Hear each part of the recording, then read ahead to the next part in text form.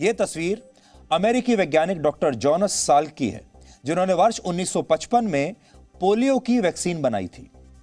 तब उनसे उनके एक मित्र ने यह पूछा कि क्या वो इस वैक्सीन का पेटेंट करवाएंगे, और तब डॉक्टर जोनास साल्क ने बड़े हंसते हुए कहा था कि क्या सूर्य का पेटेंट कराया जा सकता है। इस पर उनके मित्र ने हैरान होते हुए कहा कि ऐसा कैसे हो सकता है, जिस सूर्य का चक्कर पृथ्वी लगाती हो उस सूर्य का पेटेंट पृथ्वी पर रहने वाला कोई इंसान कैसे करा सकता है। तब अपने मित्र की इस बात पर डॉक्टर जोनास साल्क ने कहा कि फिर वो कैसे इस वैक्सीन का पेटेंट करवा सकते हैं, क्योंकि जो वैक्सीन इस दुनिया में हर व्यक्ति की, सभी की जान बचाएगी, वो सिर्फ उन्हीं की कैसे हो सकती है। शायद उस समय उनकी इसी सोच की वजह से दुनिया पोलियो जैसी बीमारी को हरा पाई। और आपने देखा होगा, अगर उस समय आज के दौर की तरह फार्मा कंपनियां बड़ी बड़ी आ गई होती और उन्होंने उस वैक्सीन का भी पेटेंट करा लिया होता, तो आज भी हमारे दुनिया में अलग अलग देश पोलियो से संघर्ष कर रहे होते। लेकिन तब जमाना अलग था। अब जमाना बदल चुका है और समय के साथ साथ इंसान भी बदल गया है। इंसान तब के मुकाबले कहीं ज्यादा लालची हो चुका है।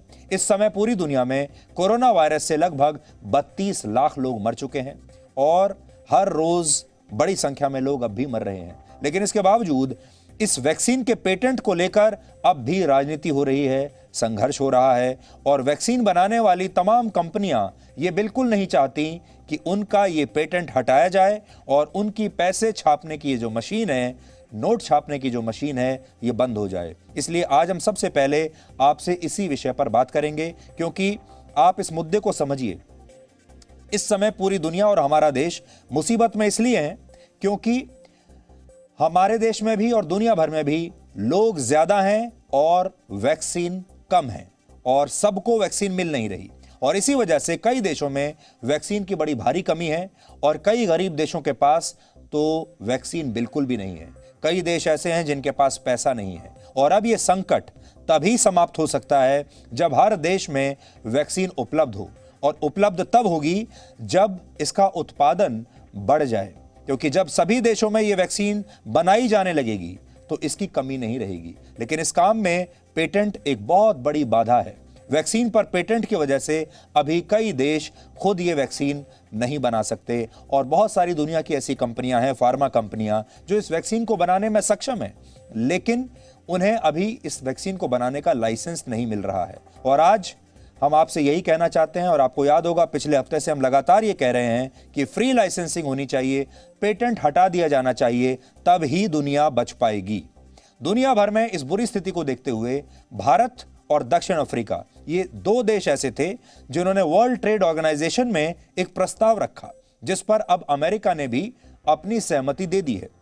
इन दोनों देशों ने प्रस्ताव यह रखा कि जिन कंपनियों के पास ये वैक्सीन बनाने का पेटेंट है, उस पेटेंट को हटा दिया जाए और इस वैक्सीन का पेटेंट हटाकर बाकी की दुनिया की कंपनियों को भी यह लाइसेंस दे दिया जाए, ताकि वैक्सीन का जो प्रोडक्शन है वो तेजी से बढ़े। अमेरिका ने कहा है कि वो कोरोना वायरस की वैक्सीन के शोध और उसके निर्माण से जुड़े सभी पेटेंट्स को अस्थायी तौर पर सस्पेंड करने के लिए तैयार है, कुछ दिनों के लिए। और ये एक बहुत बड़ा फैसला है। ऐसा क्यों है, अब ये समझिए।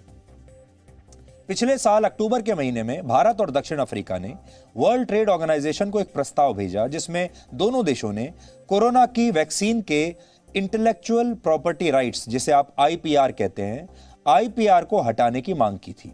यानी दोनों देश इस बात पर सहमत थे कि वैक्सीन से जुड़े तमाम शोध यानी रिसर्च और उनके निर्माण से जुड़ी सभी जानकारियां और फॉर्मूले दूसरी कंपनियों के साथ भी शेयर होने चाहिए, ताकि दूसरी बड़ी फार्मा कंपनियां भी इस वैक्सीन का उत्पादन कर सकें। भारत और दक्षिण अफ्रीका के इस प्रस्ताव पर कई महीनों तक बहस चली और उसके बाद अब अमेरिका ने भी इसे अपना समर्थन दे दिया है। अमेरिका ने कहा है कि वो WTO में इस प्रस्ताव को अपना वोट दे सकता है। इसके अलावा यूरोपियन यूनियन ने भी कहा है कि वो भी इस पर चर्चा के लिए तैयार है। ब्रिटेन ने भी इस पर सहमति दी है कि वो वैक्सीन को पेटेंट मुक्त करने पर विचार करेगा, और अब फ्रांस भी इसके पक्ष में आ गया है। अभी जो एक देश है जो इसके विरोध में है, वो है जर्मनी। जर्मनी का मत यह है कि वैक्सीन को पेटेंट मुक्त करने से इसका उत्पादन नहीं बढ़ाया जा सकता। यानी जर्मनी इस प्रस्ताव के विरोध में आकर खड़ा हो गया है।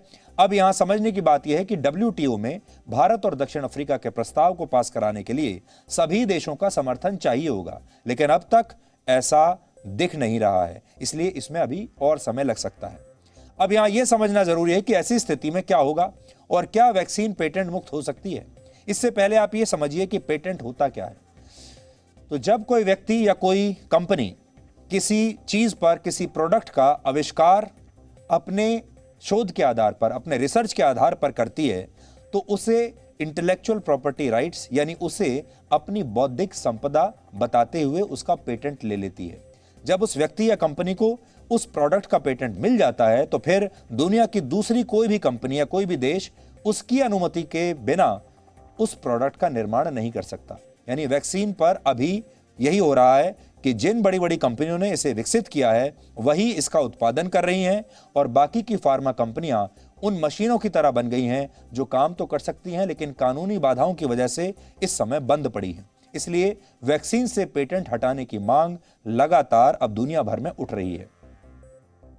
अब सवाल है कि अमेरिका की सहमति से हमारे देश को क्या मिलेगा। तो वैक्सीन बनाने वाली तमाम बड़ी फार्मा कंपनियां जैसे फाइजर और मॉडर्ना अमेरिका की कंपनियां हैं। मॉडर्ना की वैक्सीन के शोध में अमेरिका की सरकार भी शामिल थी, यानी जब रिसर्च चल रही थी तो अमेरिका की सरकार पार्टनर बनी। अमेरिका की सरकार ने उसमें अपना पैसा इन्वेस्ट किया, रिसर्च में पूरा रिस्क उठाया और फाइजर ने भी इसी रिसर्च के आधार पर अपनी वैक्सीन बनाई।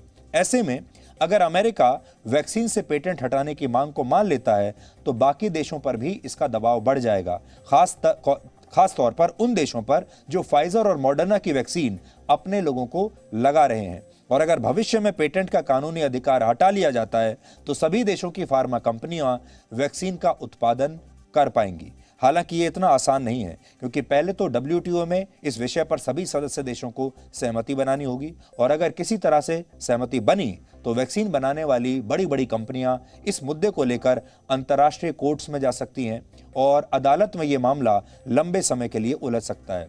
जबकि दुनिया को वैक्सीन की जरूरत इस समय है, अभी के अभी है। अमेरिका में इसके संकेत मिलने भी लगे हैं। वहां पेटेंट हासिल करने वाली फार्मा कंपनियां सरकार के इस फैसले से बहुत नाराज हैं और इसके पीछे इन कंपनियों की दो बड़ी दलील है। पहली ये कि वैक्सीन से पेटेंट हटाने पर भी दूसरे देशों की कंपनियां इसका उत्पादन नहीं कर पाएंगी क्योंकि वैक्सीन बनाने के लिए कच्चा माल यानी रॉ मटेरियल चाहिए और एक साथ कई कंपनियों को इसकी सप्लाई नहीं हो सकती। दूसरी दलील ये दी जा रही है कि ज्यादा प्रोडक्शन के नाम पर बाजारों में नकली वैक्सीन भी आ सकती है जिससे लोग मर भी सकते हैं। कुल मिलाकर कहें तो अमेरिका और दूसरे देशों के रुख में बदलाव तो जरूर आया है लेकिन वैक्सीन को पेटेंट मुक्त करने की राह अब भी काफी मुश्किल है और हमें लगता है कि जब तक ऐसा होगा तो कई बड़ी फार्मा कंपनियां नोट छापने वाली इस मशीन को बचाने के लिए पानी की तरह पैसा बहाएंगी और इस मामले को कोर्ट में ले जाकर लंबे समय के लिए ठंडे बस्ते में डाल देंगी। और बात हिर फिर कर वहीं आ जाएगी कि ये जितनी बड़ी बड़ी कंपनियां हैं ये कहेंगी कि हमने रिसर्च में इतना पैसा लगाया, हमने इतना पैसा इन्वेस्ट किया है, जिसमें कुछ देशों की सरकारें भी शामिल हैं। जैसे जर्मनी भी इसीलिए नहीं मान रही है, जर्मनी की जो सरकार है। और ये लोग ये कहेंगे कि हम कोशिश करेंगे कि अपना प्रोडक्शन बढ़ा दें लेकिन पेटेंट हमारे पास ही रहना चाहिए। इसको आप ऐसे भी समझ सकते हैं जैसे रॉयल्टी होती है, ये जो कंपनियां हैं लगातार ये चाहेंगी कि इन्हें ये रॉयल्टी मिलती रहे। ऐसे में घूम फिर कर बात फिर से वहीं आ जाती है कि अब हम क्या कर सकते हैं। तो इसका जवाब यह है कि केंद्र सरकार अभी सिर्फ कोवैक्सीन के निर्माण के लिए थर्ड पार्टी कंपनियों को कंपलसरी लाइसेंस जारी कर सकती है, लेकिन कोविशील्ड के मामले में भारत सरकार भी ऐसा नहीं कर सकती क्योंकि कोविशील्ड का पेटेंट ऑक्सफोर्ड यूनिवर्सिटी के पास है। भारत की सीरम इंस्टीट्यूट ऑफ इंडिया नाम की जो कंपनी है वो सिर्फ इसका उत्पादन कर रही है, यानी सिर्फ प्रोडक्शन कर रही है, लेकिन इसके जो अधिकार हैं और इसका IPR उसके पास नहीं है।